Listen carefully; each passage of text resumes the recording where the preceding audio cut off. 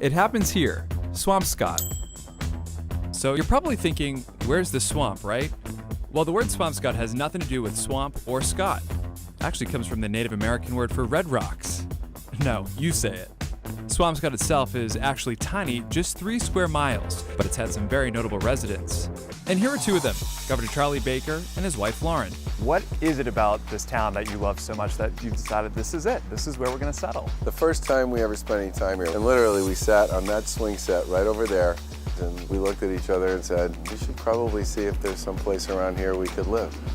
When we were looking at houses, every house we looked at, the people in it had been there for 30 years. If you go up this street and you read the names on all those monuments, if you live in this town, you'll recognize a lot of those names. The governor had a lot to say about his town, but like any skilled politician, he's also highly adept at not answering questions. Where do you go around town? What's your favorite spot to go to?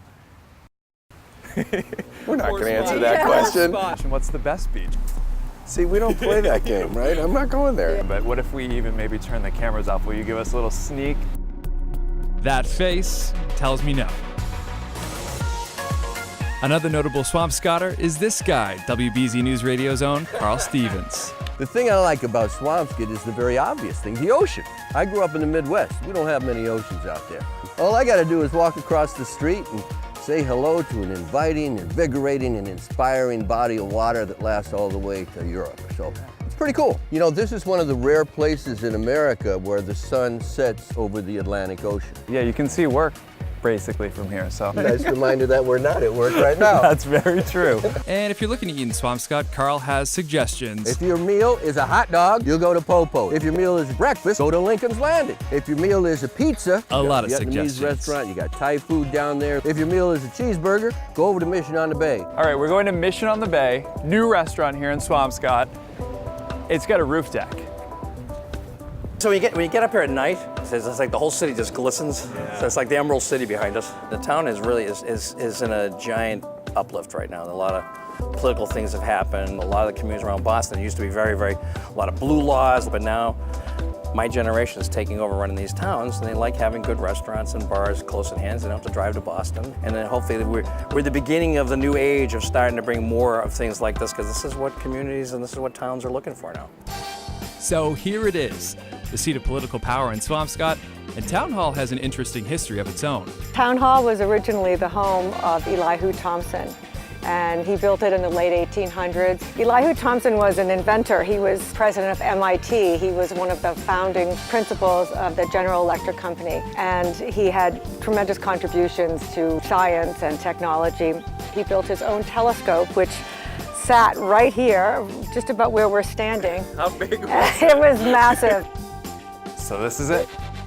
Elihu Thompson experimented quite extensively with light bulbs. In fact, in this building, he would create light bulbs with platinum filaments, and when they finally burnt out, he would throw them down the walls of this structure. So lore has it that the walls here are filled with platinum from light bulbs that were discarded. Yeah. We're so incredibly lucky to have this in our town, especially a town as small as we are. The gut of Swampscott is the ocean and the football team.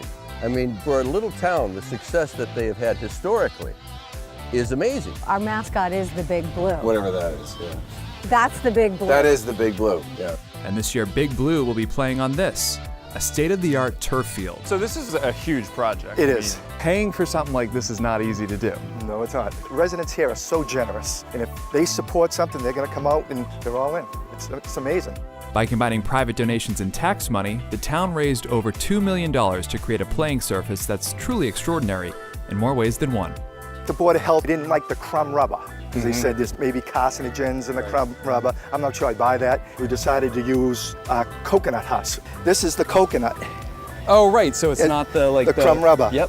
While the debate over crumb rubber is far from settled, the EPA says the level of toxic chemicals in crumb rubber is below levels of concern. Still, Swampscott opted for an infill called geofill, which is more environmentally friendly and helps absorb heat and excess moisture.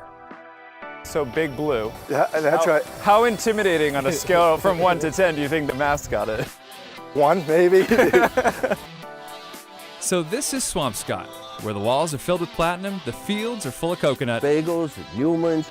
and Carl Stevens still can't stop talking about the food. Vietnamese restaurant. Check you later. I'll see you tomorrow. Safe travels, Carl.